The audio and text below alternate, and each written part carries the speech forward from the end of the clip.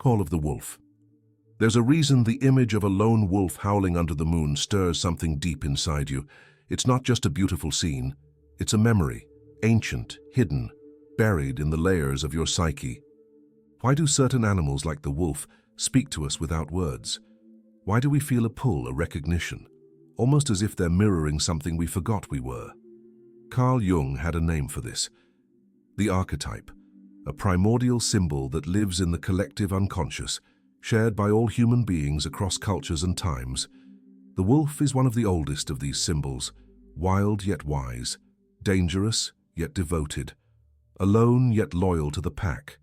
It walks the edge between instinct and spirit, between darkness and awakening. Maybe that's why you're here now, not just for a psychological test, but to hear the whisper of something deeper, older, calling you back to yourself. Today you're not choosing a wolf with your eyes. You're letting a forgotten part of your soul rise to the surface. This is not just a test. It's a mirror. It's a path. And the wolf you choose may reveal the truth about the self you're becoming. Are you ready? Take a breath. Trust your intuition. The wolf is waiting. The archetype of the wolf in the collective unconscious. Across ancient myths, tribal stories, and dreams that linger long after waking, the wolf appears. To some, it is a hunter. To others, a guardian. But in the language of the unconscious, the wolf is never just an animal. It is a symbol, raw, powerful, layered. Carl Jung taught that within each of us lives an inner wilderness. The wolf represents that part of us that refuses to be domesticated. The instinctual self, the intuitive knowing, the part that remembers what society made us forget. In Native American traditions, the wolf is the pathfinder, the teacher of loyalty and deep connection. In Norse mythology, it is both feared and revered, a force of chaos, yes, but also of transformation. In Jungian psychology, the wolf often embodies the shadow, the hidden aspects of ourselves we deny, suppress, or fear. But it is also the wise guide, the force that leads us through the dark forest toward individuation and wholeness. To encounter the wolf is to meet your own depth. And today, that depth is about to speak through the image you choose. Not with logic, but with soul. Don't choose with your eyes, choose with your soul. In a moment, you'll see 3 wolves. Each one is different in color, energy, and presence. But this is not about choosing the most beautiful, or the most intimidating, or the one that matches your favorite color. This is about resonance. Before you look at them, take a breath, close your eyes even for a second, then open them, and let your intuition choose. Which wolf pulls you in first? Which one stirs something inside you, even if you don't know why? Don't overthink it. Don't analyze. Your conscious mind will try to label, compare, and control. But this test speaks to something deeper. That first spark, that first draw, it is your unconscious, choosing what it most needs to remember right now. Once you've made your choice, keep it in mind, because what comes next is a journey into the truth behind that pull. Wolf 1, the purple wolf with the golden mane, the authentic visionary. If you chose the purple wolf with the golden mane, something within you is calling for purpose, not just to survive, but to live with meaning, depth, and truth. This wolf represents the authentic visionary, a soul born with fire in the heart and stars in the eyes. You are someone who was never meant to follow the crowd.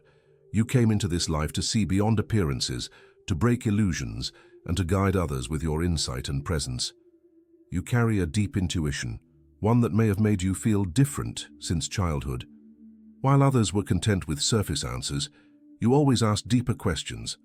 Why am I here? What's the truth behind all this? What's my role in something greater? Your vision pierces through the noise. You sense what's out of alignment, in yourself, in others, and in the world. And once you see it, you can't unsee it. Strengths. Creative insight. Your mind and heart work together. Ideas come to you like whispers from another realm. Authenticity. You cannot fake. You cannot pretend. Your soul demands integrity, even if it costs you comfort. Inspiration. Others feel energized by your presence. You awaken something in people, even when you don't try. Purpose-driven. You don't just want success, you want to matter. You long to contribute, to leave a mark that feels true. Challenges. But walking as a visionary in a world obsessed with conformity is not easy. You've likely felt misunderstood. You may have doubted your gifts, even hidden them, to fit in. There might be a fear of being too much or not enough, depending on who's watching. And sometimes the vision you carry feels so far from reality that you wonder if you're lost. You also carry a deep sensitivity, which is both your strength and your burden. When unbalanced, it can lead to anxiety, emotional burnout, or a tendency to isolate.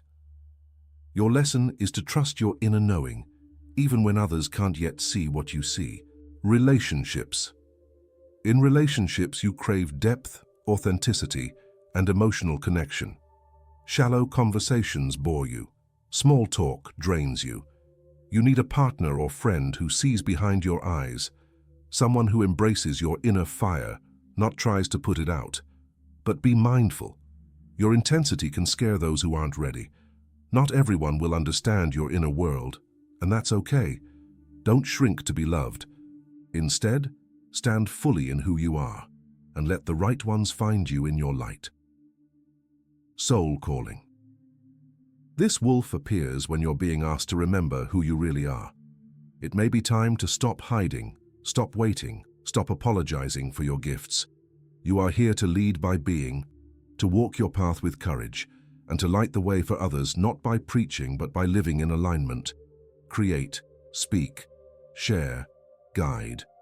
You don't need to force your place in the world. You only need to take your place and let the world rearrange around your authenticity. You are not too much. You are just in a world still waking up, and your vision is part of that awakening. Wolf 2. The turquoise wolf with mystic markings, the spiritual sage. If you chose the turquoise wolf with mystic markings, your soul is seeking something beyond the material, a deeper truth, a higher connection, a sacred remembering. This wolf embodies the spiritual sage, one who has walked through inner deserts, crossed invisible thresholds, and emerged with a quiet but unshakable knowing. Your path is not loud, your power is not forceful, and yet your presence carries weight, the kind that others feel in their bones before you even speak. You are highly intuitive, deeply empathic, and often sense things others miss. The subtle shifts in energy, the unspoken emotions, the hidden wounds beneath a smile. You may not always have the words, but you feel the truth. Strength's emotional depth. You navigate emotions not as obstacles, but as sacred messengers. You feel deeply and help others feel too. Spiritual insight. Whether or not you follow a religion, you live with reverence. Life is more than flesh and bone for you, one. It is soul, spirit, mystery, compassionate presence. People often open up to you without knowing why. You carry a stillness that makes others feel seen, safe, and accepted. Inner wisdom. You've earned your insight through experience, not just study. You've been cracked open by life, and in that breaking, something holy entered. Challenges. Being so tuned in comes with a cost. You likely struggle with overwhelm, absorbing the energies, emotions, and pain of others. Crowds may exhaust you, loud environments may shake you, and you might need long periods of solitude just to return to yourself. There may also be a history of self-doubt, times when you questioned your own sensitivity or felt you were too soft for a hard world. Sometimes you may disconnect from your own needs while caring too deeply for others, or retreat too far into the inner world, avoiding conflict, change, or confrontation. But the truth is, your sensitivity is not a weakness, it is a compass. You are being called to trust it, to refine it, and to use it not just to feel, but to guide. Relationships. You crave authentic soul connection, not just physical or emotional intimacy, but something deeper, a meeting of spirits. You may have been disappointed by shallow relationships or hurt by people who couldn't meet you at the level you needed. But when you are loved as you truly are, when your quiet depths are honored, you become a healer of hearts, a keeper of sacred space. Be mindful not to lose yourself in others' pain. Your gift is empathy, not self-erasure. Boundaries are love too. Soul calling. This wolf appears when you're being asked to embrace your spiritual nature fully, not just privately, but as a guiding force in your life. Your journey is not about escaping the world. It's about embodying the sacred within the world. Write, pray, meditate, teach, create beauty. Sit in silence. Speak truth. Your presence heals, not through effort, but through essence. The world needs your depth. But more than that, you need to stop hiding it. You are not fragile, you are sacred, and the divine whispers through you. Wolf 3, the shadow wolf, the resilient protector. If you chose the shadow wolf, it wasn't a mistake. You didn't choose darkness, you chose power.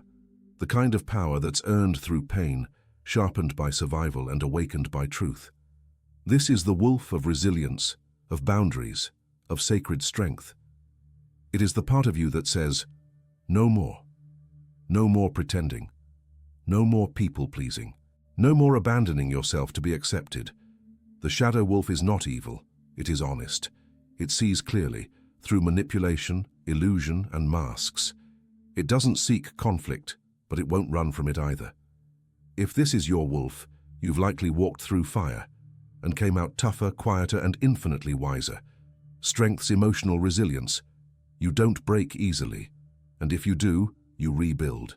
Stronger, smarter, clearer. Strategic mind. You can read situations and people quickly. You sense the unsaid, you detect danger, and you protect what matters. Fierce loyalty. When you love, you defend. You may not let many in, but those you trust, you'd go to war for them. Self-reliance. You don't wait to be saved. You've learned to count on yourself, to stand tall when others fall. Challenges. But this strength came at a price. The shadow wolf often awakens in those who were betrayed, abandoned, or pushed too far. You may carry wounds you don't talk about, because talking never helped. You learn to hold it in, armor up, and move on. That armor kept you safe, but now it may be keeping love out. You may struggle to let your guard down, to soften, to trust. You may push people away before they get too close, or become distant when emotions feel too vulnerable. There's also a tendency to over-control, to assume that if you don't manage everything, it will all fall apart. But control is a survival strategy, not a life philosophy. And deep down, what the shadow wolf wants most isn't power, it's peace. Relationships. In love and friendship, you are protective, loyal, and direct. You don't play games. You want real connection, but only with those who respect your boundaries and match your depth. You may attract people who lean on your strength, but be careful not to carry what isn't yours. Your challenge is to trust slowly, not blindly, to share your truth in pieces, not all at once, and to learn that softness is not weakness, it's the other half of your power. Soul calling. This wolf appears when life is inviting you to transform survival into wisdom. You've mastered strength. Now it's time to master healing. You are not here to fight forever. You are here to integrate, to bring your inner warrior into balance with the healer, the lover, the creator within you. Start small. Rest without guilt. Speak your pain without shame. Let yourself be held, even if just by your own breath. There is power in stillness. There is leadership in vulnerability. There is protection that doesn't require isolation. You are not your wounds. You are who you became because of them. And now, you get to choose who you'll become next. The mirror of the soul. What your wolf wants to show you. Now, the wolf you chose is not just an image. It's a mirror, reflecting back the part of your soul that's most alive, most wounded, or most ready to be reclaimed. Maybe you chose the visionary because your light has been dimmed for too long, and now it's time to create again, to speak, to lead. Maybe you chose the spiritual sage because the world has been too loud, too shallow, and your soul is aching for sacred silence and deep meaning. Or maybe you chose the shadow wolf because life made you tough, but you're ready to soften, to heal, to protect without hiding. Whatever your choice, hear this. There is no wrong wolf. You chose exactly what you needed, not with your logic, but with your soul. And that wolf wants to walk beside you now. A few simple practices to deepen your journey. Write a letter to your inner wolf. Ask it what it wants you to remember. Reflect on your relationships. Where are you hiding, overgiving, or dimming your truth? Let the image of the wolf guide you, in meditation, in art, in daily choices. This is not the end of a test. It's the beginning of a new chapter, one where you walk with more clarity, more courage, and more connection to who you really are. And the wolf walks with you.